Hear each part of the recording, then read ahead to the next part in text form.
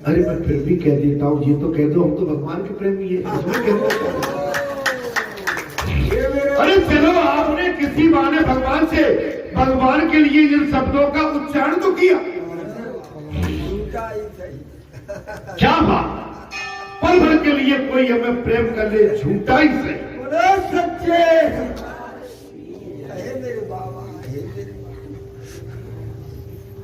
अरे भैया बल्लू भैया तुम ही कह देते कि हम तो प्रेम करें। भगवान से हमेशा प्रेम करके मैं आज भी आपसे कहता हूं, संसार में रहिए। मैं जानता हूं कि संसार का चक्र बहुत बड़ा, इसका मकड़ जाल माया जाल बहुत बड़ा, इससे कोई अछूता बचा नहीं है। लेकिन जहां बात अगर कोई करनी आ जाए तो केवल एक ही चीज कहना है, हम भगवान से प्रेम करते हैं। ईश्वर हमारे, हम ईश्वर के हैं और ईश्वर हमारे अंदर बसते हैं और ईश्वर जो है जन जन और महाराज कण में बसते हैं। तब श्री कृष्ण सखी मैं तो इन सभी प्रकारों से परे हूं।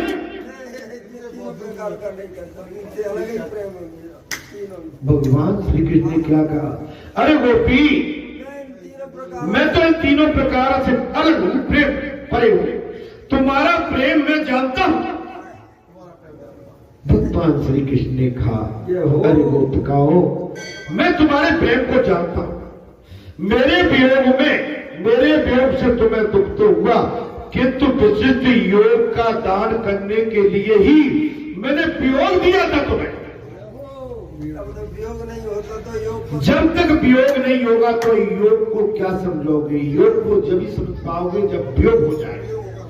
दुख नहीं होगा तो सुख कैसे, और सुख नहीं होगा तो दुख। रात नहीं तो दिन कैसे, दिन नहीं तो रात कैसे। महाराज धन नहीं तो निर्धन कैसे, और निर्धन नहीं तो धनवान कैसे। माने ये पात्रता जब तक नहीं होगी, संयोग अवस्था की अपेक्षा ब्रह्म अवस्था में प्रेम के साथ दातत्व अधिक होता है। बिछुड़ने में ज्यादा प्रेम झलकता है, प्रेमी का तब सता।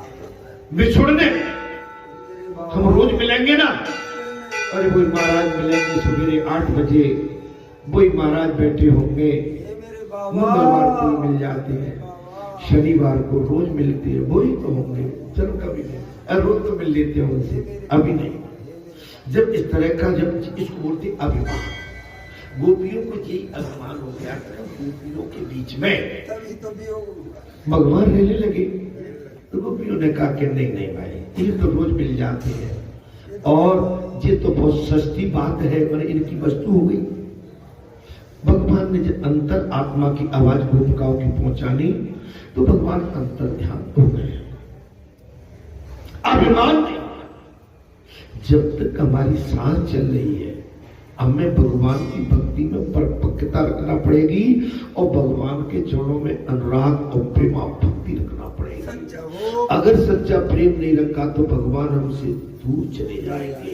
और समय की पाबंदी रखना पड़ेगी, कितने टाइम भोजन, कितने टाइम उठना, कितने टाइम जागना, कितने टाइम भगवान का भजन कीर्तन साधना और सत्य मार्ग पर चलना, समाज के साथ भी मिलकर चलना है और संसार में भी देख, लेकिन उसमें आसक्ति न हो जाए।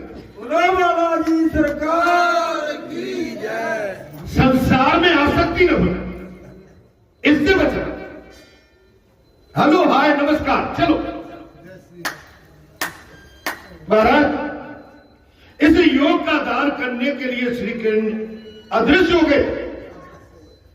गोपिकाओं अधिक सुख देने के लिए ही मैं अदृश्य हूं। मैं अदृश्य क्यों हुआ था? तुम्हें सुख देने के लिए तुम मेरे वियोग में तुम पागलों की तरह रहने लगे, मुझे हर पल याद करने लगी, मेरा चिंतन करने लगी, मेरे प्रेम में पागल हो गई थी। मेरे प्रेम में तुमने घर परिवार नगर देश द्वार सब त्याग दिया। तुम पागलों की तरह भटकती हुई घूम रही थी, दर दर भटक रही थी। गोपिकाओं इसलिए मैंने तुम्हें अपना जो मेरा वास्तव में महत्व है उसको बताने के लिए मैं कुछ पल के लिए तुमसे अलग।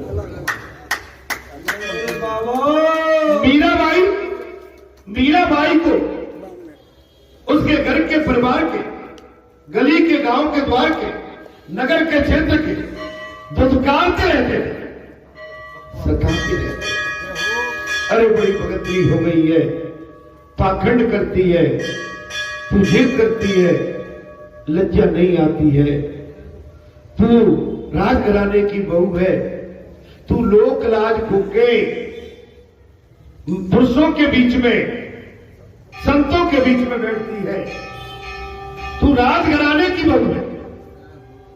मीरा ने साफ कह दिया, मेरे तो गिरधर गोपाल दूसरों जाके सिर मोर मुकट मेरो पति से, मेरा पति वही है जिसको मैं मान के बैठी हूं। अंत में जब आप उसका गांव गली, उसके नातेदार रिश्तेदार, मीराबाई के सगे संबंधी बहुत सताने लगे, मीराबाई वहां से महाराज दूसरी जगह प्रस्थान कर गए, राजस्थान के किसी ऐसी जगह पर पहुंच गए जहां अदृश्य होकर रहने लगे। जब वो संत महात्मा मीरा जो अदृश्य होकर चली गई, जाने के बाद में उस क्षेत्र में, उस गांव में, उस नगर में अकाल पड़ा, घनघोर सूखा पड़ा, कई वर्षों तक पानी नहीं गिरा, माने पशु पंछी बेहाल होने लगे, चिंटी मकड़ी फड़फड़ाने लगी। महाराज जब कोई संत इस नगर से गुजर रहा था और उन क्षेत्र वासियों ने, आप जैसे संतों ने पूछा, महाराज हमारे नगर में इस समय बहुत ही भयानक अकाल पड़ा हुआ है, कैसे इसकी पूर्ति होगी? वो तो अंतर्यामी थे, उन्होंने कहा तुमने किसी भक्त का अपमान किया है, किसी संत का अपमान किया है,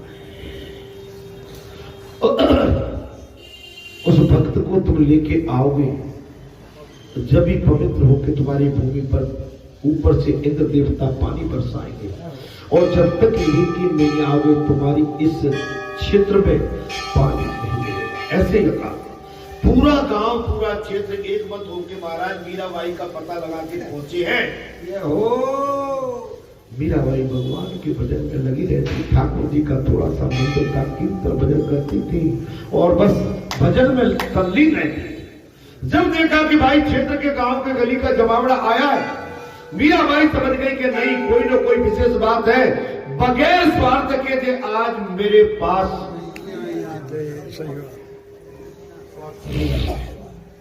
घर परिवार के लोग चिमटने लगे, सब कहने लगे नहीं नहीं, तुम तो हमारी बहू हो, तुम हमारी बेटी हो, तुम तो हमारे क्षेत्र की शान हो, आन हो, धान हो। मीराबाई को लेने के लिए आगे मीराबाई ने कहा कि भाई मैं जिस भूमि का त्याग करके आ गई और जहां पर मैंने ठाकुर जी का मंदिर बना के इनकी सेवा में लगी रहती हूँ, और अगर अब मैं वापस जाती हूँ तो इस भूमि का, इस जगह का मेरे ठाकुर जी का अनादर होगा, जिनके लिए मैंने अपना पूरा परिवार छोड़ दिया। मीराबाई जाती है, स्नान ध्यान करती है, ठाकुर जी से विनय प्रार्थना करती है, अगर मैं आपकी परम भक्त हूँ, मेरा कहीं भी छोटा सा भी मैंने आपके लिए तप तपस्या की है स्वामी, इस समय मुझे आप अपने हृदय में निकल जाओ, अपने शरीर में मुझे अपना स्थान। उसी समय भगवान ने अपना पूरा मुंह फाड़ दिया और मीरा को निकल गए, और सबूत के लिए एविडेंस के लिए मीराबाई के साड़ी का पल्लू बाहर। इसलिए मेरा कहना कभी भी किसी संत का, किसी भक्त का, किसी महापुरुष का, सदपुरुष का, देव पुरुष का, माता का, पिता का, ब्राह्मण का, गौ का, जल का, अग्नि का कभी अपमान मत करना। अगर अपमान कर बैठे तो समझो महाराज आपको कोई इससे पाप से बचा नहीं पाएगा। इसलिए मेरा बड़े बड़े भाव है, छोटा बड़ा कोई नहीं होता। एक बात और बता दूं, जाति पाति के चक्कर में जो पड़ते हैं वो हमेशा परेशान रहते हैं। नहीं भाई, सबरी तो भीलनी थी, आदिवासी थी, वनवासिनी थी। बड़े बड़े संत, बड़े बड़े उच्च कुल के संत महात्मा तब वो तपस्या आराधना प्रार्थना करते थे, लेकिन उनको भी भगवान के दर्शन नहीं हुए। सबरी भीलनी ने पूछा, जब उसकी शादी ब्याह हो रहा था, बोले शादी, तेल चढ़ा, कंगन, पशु बांध दिए भैंसे। सबरी ने अपने माता पिता से पूछा, ये पशु क्यों बांधे गए? बोले हमारी आदिवासियों की परंपरा है, जब हमारे घर में शादी ब्याह होते हैं, कुछ अच्छे मकलकार होते हैं, तो भैंसों की बलि दी जाती है, उसका मांस मदरा करके वो बांटा जाता। सबरी ने कहा कि मेरी शादी के लिए तुम जीवों की हत्या करोगे? सबरी ने कहा मैं शादी नहीं करोगे। उसी रात में सबरी मारा कंगन हल्दी चढ़े भाग गई,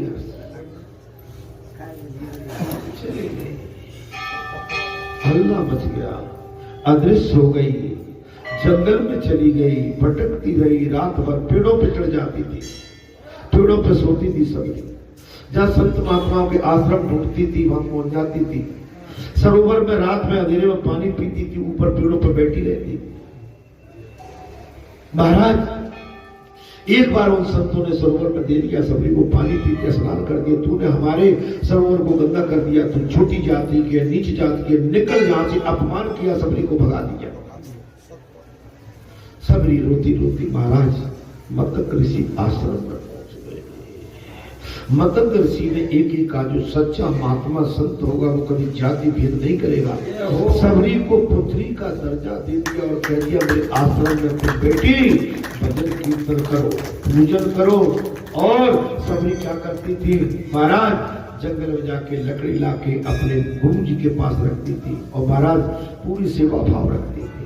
महाराज मतंग ऋषि इतने खुश हो गए सबरी की साधना से, तप तपस्या से, सेवा से, सबरी को आशीर्वाद दे दिया। सबरी बेटी तुझे आशीर्वाद देता हूँ, एक दिन तुम्हें भगवान राम इसी मतंग ऋषि आश्रम में दर्शन देने प्रत्यक्ष हुए।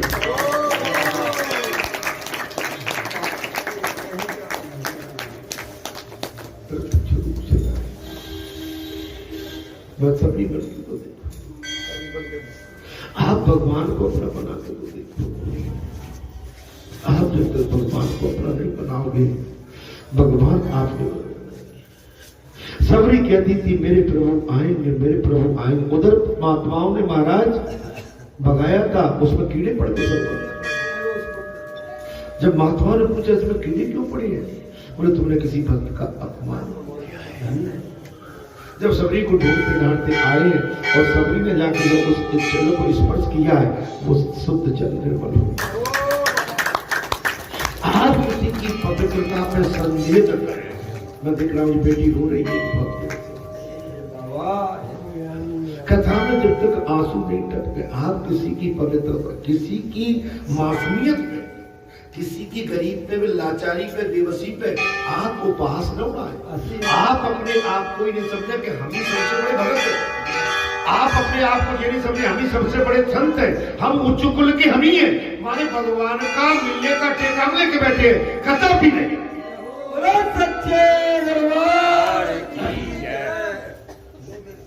जिसका हृदय नहीं पिघला, उसके अंदर मानवता नहीं है, मनुष्यता नहीं। महाराज जब मतंग ऋषि ने, मतंग ऋषि किसके गुरु थे मालूम है? किसके गुरु थे? केसरी के, महाराज अंजना के। महाराज अंजना के, केसरी के, जो केसरी अंजना हनुमान जी की मां पिता है।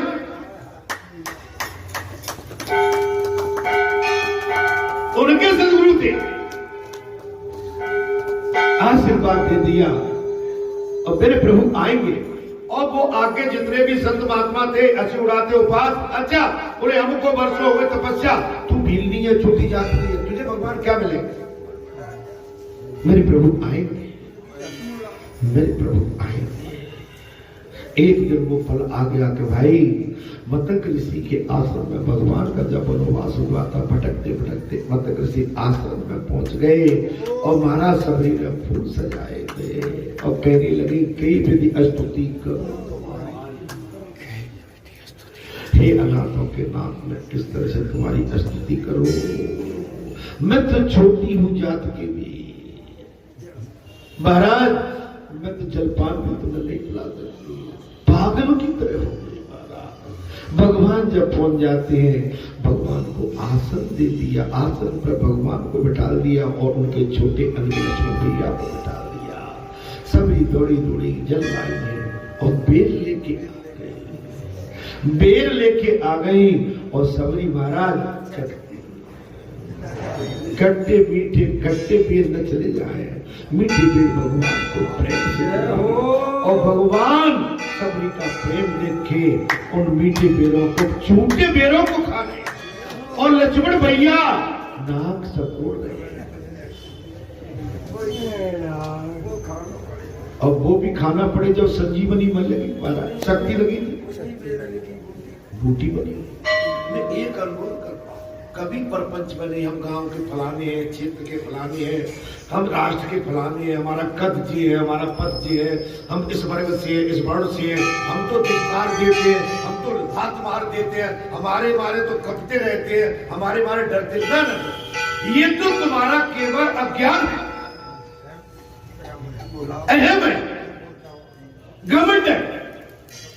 मानवता रखिए, मानवता मानव की पहचान करता है, और मुर्दा और पशु मानव की क्या पहचान करता है? मानव ही मानव की पहचान करता है। मेरा आपसे विनय भगवान इतने, अब पता नहीं, मैं तो भाई भटक जाता हूं, महाराज इस वियोग में तुम्हारी अपेक्षा मुझे, महाराज इस योग का दान करने के लिए श्री कृष्ण अदृश्य हो गए। अधिक प्रेम देने के बाद भगवान अदृश्य हो गए। अरे कल मैं ये सोच रहा था, परसों के बाद होगी, मैं उस समय बाहर गया था, मैं बार बार उस जगह का नाम नहीं, आप लोग महाराज भाई का नाम लेते, तो उस समय नागराज हम घूमते रहते थे। उसके बाद देखिए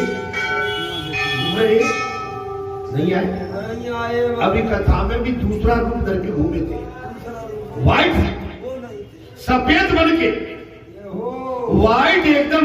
आपने ऐसा नाग देवता कभी देखा नहीं। अभी कथा में जो कथा चली थी, लंबे चौड़े और बड़े बड़े बाल थे। क्या थे? बड़े बड़े बाल। और माँ भगवती के मंदिर में, प्रांगण में, और जब परिचित भगवान की आकृति रखी हो, लेकिन उसने तुम्हें एक चीज बता देता हूं, आप मुझे 2-4-6 महीने के लिए साल के लिए भेज दो, आपको चिंता करने की जरूरत नहीं है, वो खुद रखवाली करेगा।